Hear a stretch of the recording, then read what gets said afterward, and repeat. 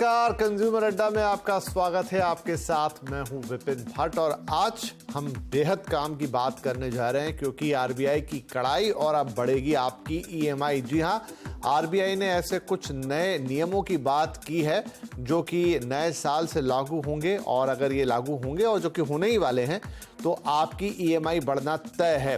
खास तौर पर जो लोग होम लोन लेना चाहते हैं या जिन्होंने होम लोन ले रखे हैं। इंपॉर्टेंट बात यही है कि जो नए लोग होंगे उनके लिए भी थोड़ी सी दिक्कत होगी होम लोन लेने में, मतलब वो क्राइटेरिया टफ हो जाएगा। और जो एग्जिस्टिंग लोग हैं जिनके पास होम लोन्स हैं, हो सकता है कि उनकी ईएमआई बढ़ती हुई नजर आए। तो अब ये क्यों हो रहा है, कैसा हो रहा है, आरबीआई ने क्या नए नियम जारी किए हैं, इसके अलावा और भी बहुत सारी बातें हैं, लेकिन मैंने आपको दो बड़े हाइलाइटर बताए हैं क्योंकि ये बहुत इंपॉर्टेंट है। अच्छा, ये नियम आगे जो भी लॉन्ग टर्म लोन्स होते हैं जैसे एजुकेशन लोन हो गया, इनफैक्ट कुछ तरह के पर्सनल लोन हो गए, उन सब पर भी लागू होते हुए नजर आएंगे। और खास तौर पे जहां पर कोई फिक्स रेट नहीं होता, जहां पर रेट्स फ्लोटिंग होते हैं। और होम लोन पे आप जानते हैं कि अधिकतर रेट फ्लोटिंग ही होते हैं। तो आइए बताते हैं कि क्या कड़ाई करने जा रहा है आरबीआई। तो आरबीआई के नए नियम ब्याज बढ़ने पर। अच्छा, अब ये मैं आपको एक एक करके बता रहा हूं और खासतौर पे ये पहली वाली जो चीज मैं आपको बता रहा हूं ये उन लोगों के लिए है जो एग्जिस्टिंग होम लोन कस्टमर्स हैं। अगर ब्याज दरें बढ़ी, मतलब आप जानते हैं कि इस समय ज्यादातर जो होम लोन्स हैं वो रेपो रेट से कनेक्टेड है। बीच में वो 6.5% तक गिर गई थी ब्याज दरें, लेकिन अब 10 के आसपास पहुंच चुकी है होम लोन की ब्याज दरें। क्यों? क्योंकि रेपो रेट लगातार बढ़ रहा है। तो ब्याज दरें अगर बढ़ती हैं तो बढ़ने पर आपकी ईएमआई भी जो है वो बढ़ती हुई नजर आएगी। और क्या कह रहा है, ईएमआई से कवर होगा बढ़ा हुआ ब्याज। यानी कि जो आपकी ईएमआई है, अक्सर बैंक क्या करते हैं, जब ब्याज दरें बढ़ती हैं वो आपकी ईएमआई सेम रखते हैं लेकिन टेन्योर बढ़ा देते हैं। यहीं पे आरबीआई अब कह रहा है कि नहीं, आपको वो बढ़ा हुआ ब्याज कवर करना पड़ेगा। वो कब कवर होगा? जब ईएमआई बढ़ेगी। मनमाने तरीके से टेन्योर को नहीं बढ़ाया जाएगा। ऐसा नहीं है कि आपने कुछ नहीं देखा सीधा टेन्योर बढ़ा दिया। केस टू केस बेसिस भी हो सकता है, लेकिन ज्यादातर केस में ईएमआई बढ़ती हुई नजर आएगी। बकाया रकम बढ़ने नहीं दी जाएगी। मतलब अगर आपने इंटरेस्ट रेट बढ़ाया तो बैंक का, आरबीआई का ये कहना है कि ब्याज दरें बढ़ने पर आपकी जो ईएमआई है उस महीने का ब्याज उसमें कवर होना चाहिए। और जब आप वो ईएमआई चुका दें तो आउटस्टैंडिंग पिछले महीने से ज्यादा नहीं होनी चाहिए। अगर सरल भाषा में समझें तो ईएमआई बढ़ानी पड़ेगी, फिक्स रेट का ऑप्शन देना होगा। हाँ, ये एक और बात उन्होंने कही है कि भाई जब आप ये रेट में चेंज करेंगे, जब शिफ्ट करेंगे किसी का, तो आपको एक ऑप्शन ग्राहक को देना होगा कि क्या फिक्स रेट में जाना चाहते हैं, बार बार इस फ्लक्चुएशन से बचना चाहते हैं तो फिक्स रेट ले लीजिए। लेकिन क्या इतना आसान होगा, ये आगे बात करेंगे। नए नियम 2024 से लागू होने वाले हैं, यानी अब चंद महीने रह गए हैं जब ये नए नियम लग जाएंगे। किस्तों वाले सभी लोन पर ये लागू होंगे। जैसा मैंने आपको कहा, जिसमें भी ईएमआई होती है उन सब पर यह नियम लागू होगा। तो ये तो हो गया एग्जिस्टिंग कस्टमर। अब नए लोन लेने जो जाने वाले हैं उनके लिए क्या होने वाला है? नए लोन की एलिजिबिलिटी घटेगी, टफ हो जाएगा क्राइटेरिया आपको लोन देने का। कैसे घटेगी, आइए बात करते हैं। रीपेमेंट क्षमता का आकलन बदलेगा। मसलन मान लीजिए इंटरेस्ट रेट बहुत कम है, 6-7% पर है, तो बड़ा आसान सा लगता है कि 1 करोड़ पर शायद 75,000 की ईएमआई बन जाएगी। लेकिन ये रेट जब बढ़ के अगर 10 और 11% हुए तो वही ईएमआई या तो बहुत बढ़ेगी या फिर जो लोन का अमाउंट है वो 1 करोड़ से घट के 72 लाख आ जाएगा। किसी भी तरह से कैलकुलेट कर लीजिए तो क्राइटेरिया जो है लोन मिलने का वो टफ हो जाएगा। सिर्फ मौजूदा दर नहीं होगी आधार। बैंकों से कहा जा रहा है कि आप रीपेमेंट की क्षमता को कैलकुलेट कीजिए। अगर 7% पे लोन दे रहे हैं तो देखिए क्या यही व्यक्ति जब 10% की रेट हो जाएगी तो चुका पाएगा वही ईएमआई उसी समय पर। आगे ब्याज बढ़ने का ध्यान रखने को बोला है, ध्यान रखा जाए। और भी कुछ बातें उन्होंने इसके साथ कही हैं, मसलन ईएमआई बढ़ाने की गुंजाइश रखी जाएगी। ऐसा नहीं कि आप टेन्योर बढ़ाकर सिर्फ काम कर लेंगे तो शायद हो सकता है कि किसी को लोन ना ही मिले, मिले तो कम रकम का मिले। और साथ में ब्याज दर बढ़ने वाली, मतलब आगे आपकी किस तरह की ब्याज चुकाने की या फिर लोन चुकाने की कैपेसिटी होगी वो देखा जाए। कर्जदार की उम्र का भी ध्यान रखा जाएगा। बहुत सारे लोग लोन थोड़ा लेट साइड पर लेते हैं। हो सकता है कि 20 साल का टेन्योर ना बचा हो, 15 साल का टेन्योर ना बचा हो। ऐसे में ये भी ध्यान दीजिए कि क्या व्यक्ति अगर रिटायरमेंट के करीब है तो उसके बाद वो लोन चुका पाएगा। फिक्स रेट में ट्रांसफर का चार्ज तय करना होगा। यह भी आपको बताना होगा कि भाई आप फिक्स फ्लोटिंग करेंगे तब ट्रांसफर के कितने चार्जेस लगेंगे। और लोन से जुड़ी हर जानकारी बैंक को कस्टमर को देनी होगी। तो पारदर्शिता लाने की बात है। एक समय पे ऐसा लग रहा है कि कड़ाई हो रही, लेकिन शायद ये ग्राहक के हित की भी बात हो, तो यही बात हम करेंगे। हमारे साथ कार्यक्रम में जुड़ रहे हैं कुछ खास मेहमान, यूको बैंक के पूर्व सीएमडी आर.के. टक्कर साहब, ऑप्टिमा मनी मैनेजर्स के एमडी पंकज मटपाल जी और रुपयापैसा.com के मुकेश पांडे। आप सबका बहुत बहुत स्वागत है।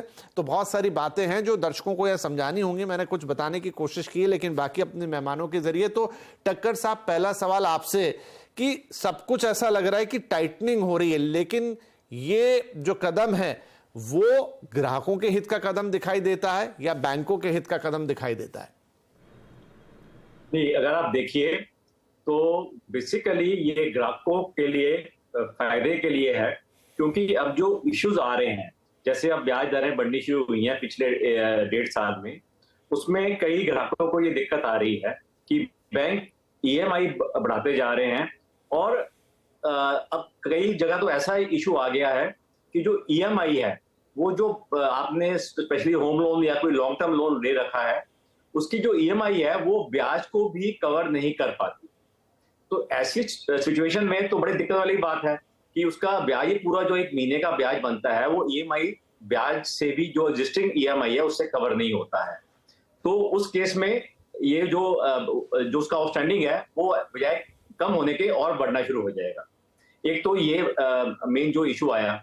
दूसरा, जैसे ईएमआई बढ़ाने से कि कई बार जब बैंक ने अप्रेस किया होगा तो उस टाइम उसका देखा कि अभी कितनी इनकम है, वो आदमी कब रिटायर हो रहा है या कब तक उसकी इनकम एलिजिबिलिटी बनती है।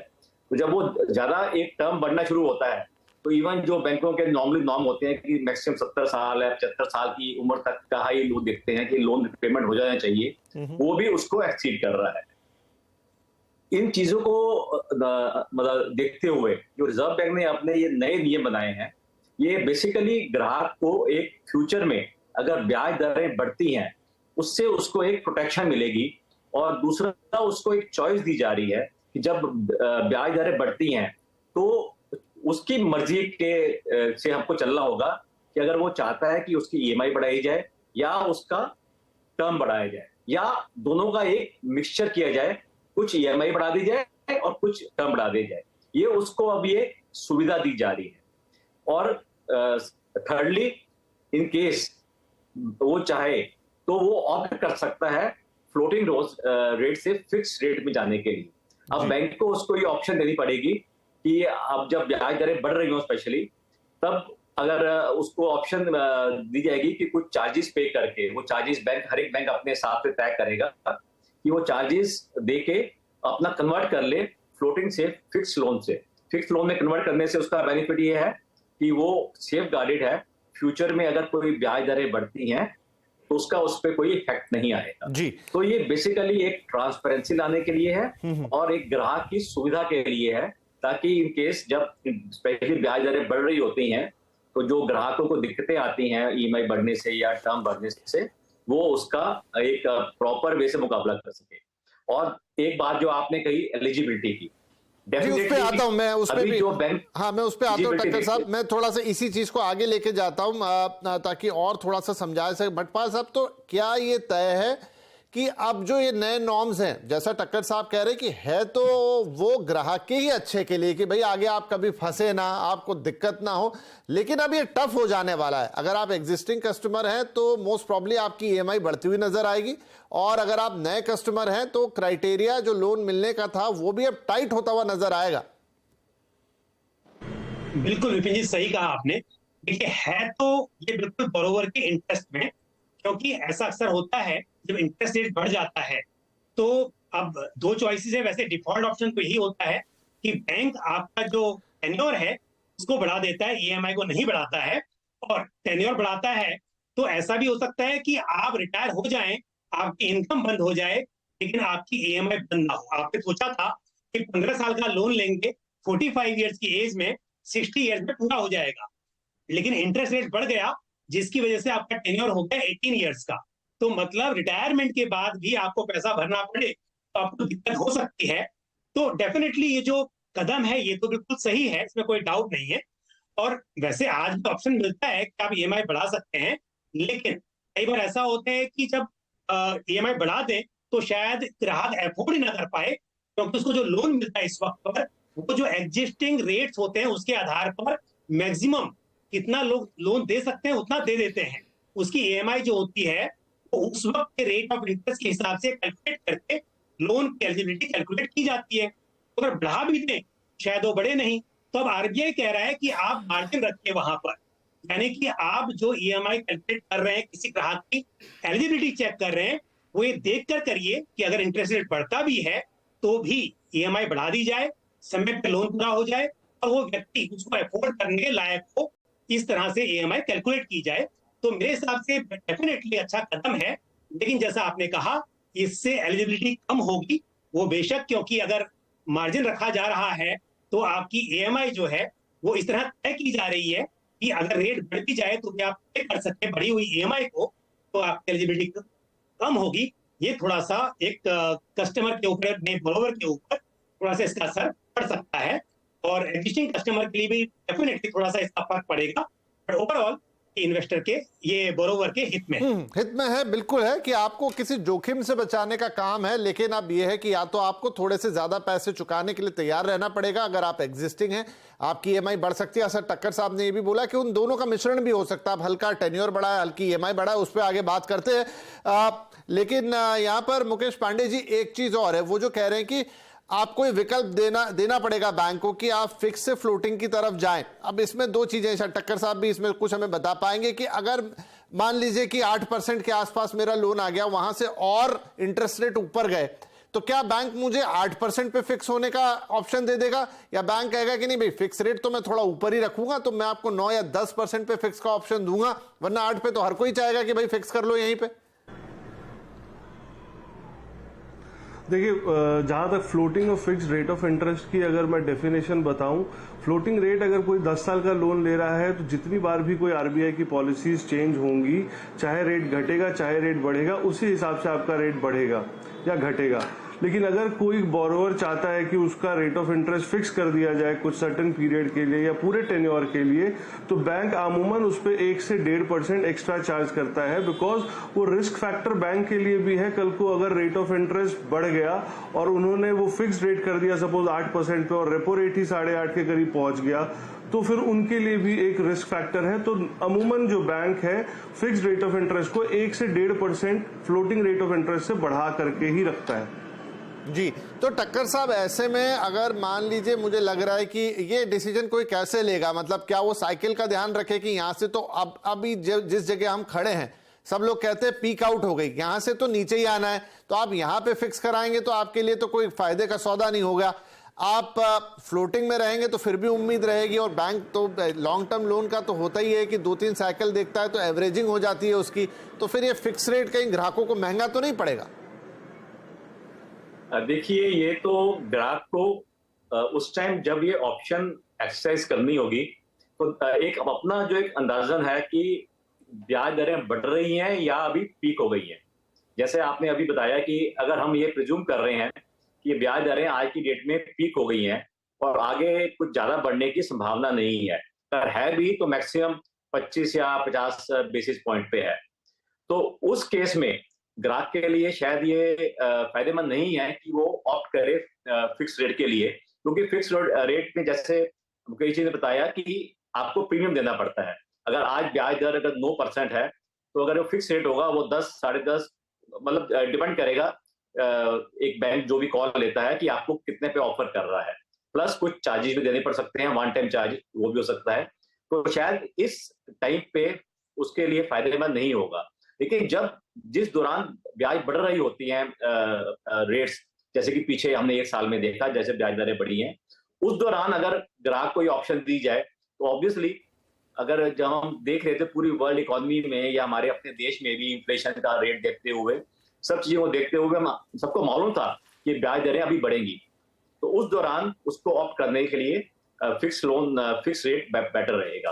तो ये समय समय पे आप ग्राहक को देखना पड़ेगा इकोनॉमी कैसे बिहेव कर रही है, क्या एक्सपेक्टेशंस है इन्फ्लेशन की, क्या एक्सपेक्टेशंस है इंटरेस्ट रेट की, तो उसको उस बेस पे अपना डिसीजन लेना पड़ेगा। जी, पर क्या ये इतना आसान होगा? क्या एक ग्राहक, एक आम व्यक्ति उसको उस तरीके से जज कर सकता है? क्या क्राइटेरिया होंगे कि अगर आप ये डिसीजन किसी दिन आपको लेने की स्थिति आ जाए कि भाई मैं क्या फिक्स में चला जाऊं या फ्लोटिंग में रख लूं, क्योंकि एक बार चले गए तो फिर वापस से मुड़ना उतना आसान शायद होगा नहीं, उसके अपने चार्जेस भी हैं।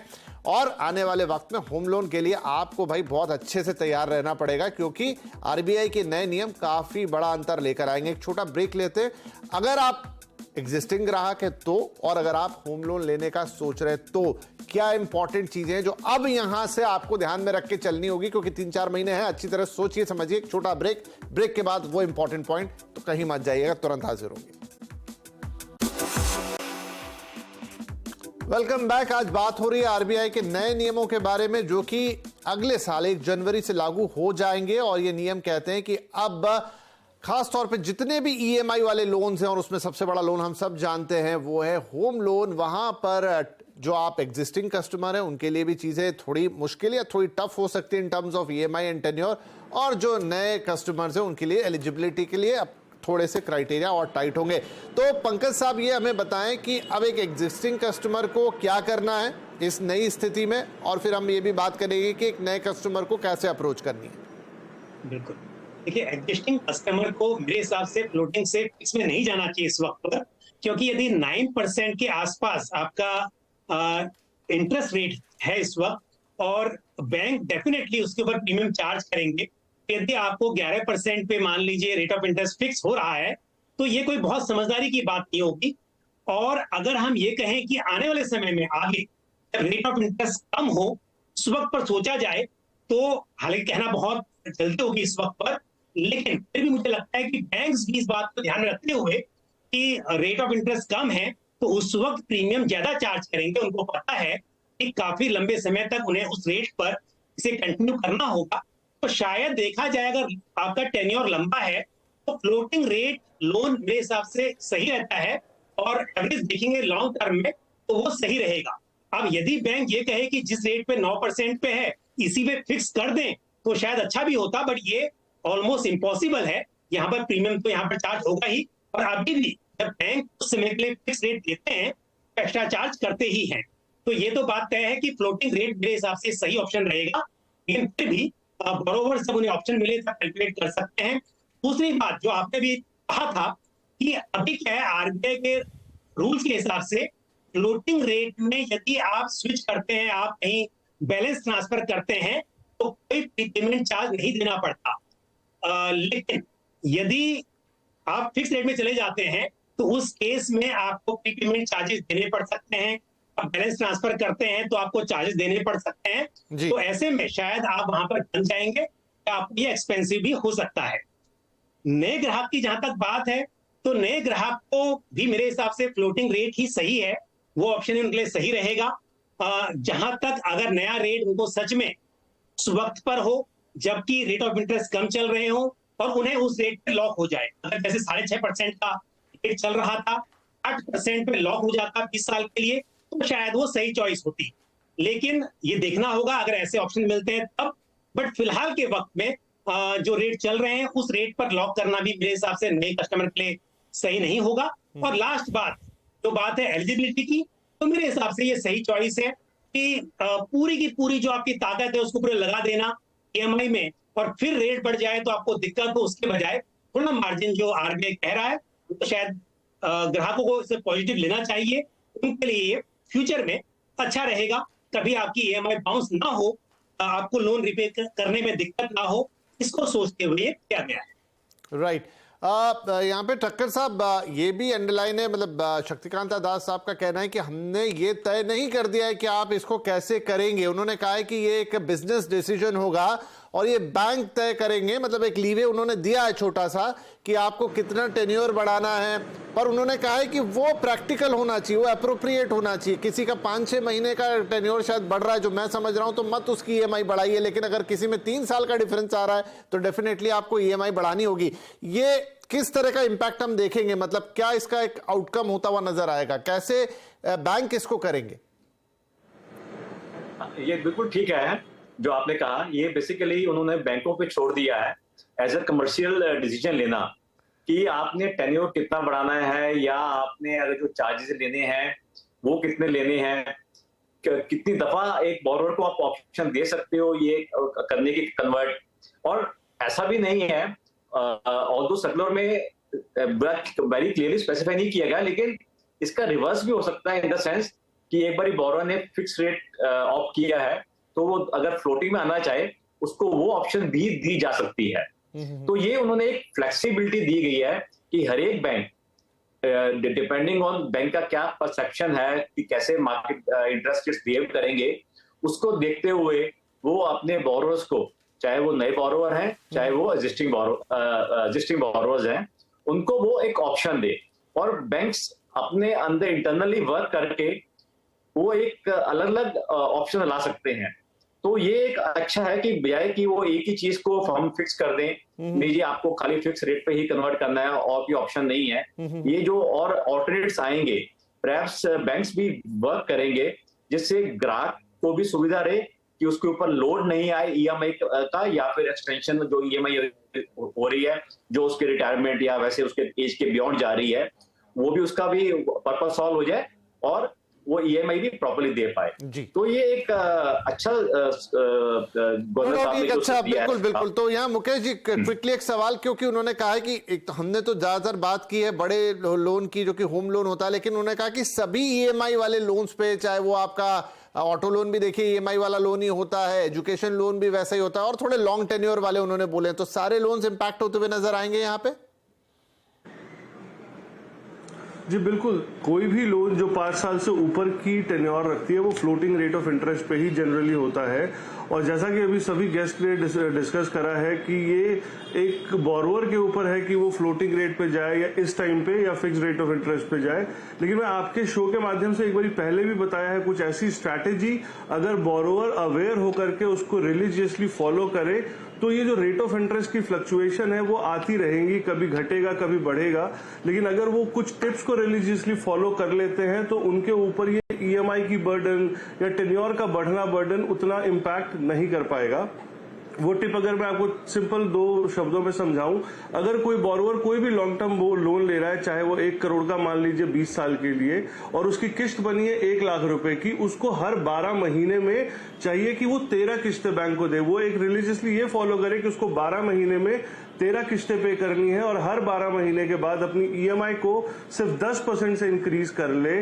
तो ये स्ट्रैटेजी अपनाने के बाद जो ये लोन उसने 20 साल का लिया है और इसको भी कंसीडर करते हुए कि आने वाले टाइम पे कभी रेट ऑफ इंटरेस्ट घटेगा बढ़ेगा, तो भी इस लोन से वो काफी अच्छे समय पे काफी बढ़िया फ्रूटफुल अपने तो रिजल्ट जी हो सकता है कि ग्राहकों ने या कंज्यूमर ने या दर्शकों ने पहले आपकी स्ट्रेटेजी पे ध्यान ना दिया हो, लेकिन शायद आज उन्होंने ध्यान से सुना होगा, क्योंकि और सारे हमारे एक्सपर्ट इस तरह की चीजें बताते रहते हैं। अलग से एक शो भी कर लेंगे आप इस पे, जहां पर हम आपको और बेहतर तरीके से अपने इस तरह के बड़े लोन्स को मैनेज करना बताएंगे। लेकिन इतना तय मानिए कि आने वाले वक्त में ये चीजें होने वाली हैं, उसके लिए आप अभी से तैयार रहें। इसके लिए आज हमने शो किया। अभी सभी मेहमानों का आज इस कार्यक्रम में शामिल होने के लिए बहुत शुक्रिया।